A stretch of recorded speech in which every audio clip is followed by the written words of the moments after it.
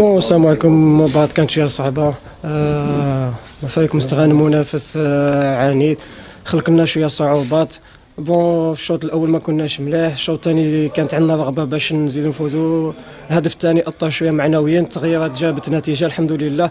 كما يقول لك نشكر محيوس اللي كان بيان كونسونتري، كان مركز بزاف في المباراة تاع اليوم، سجل هدفين عطاونا الدعم معنوي. هذاك ثاني عاوننا.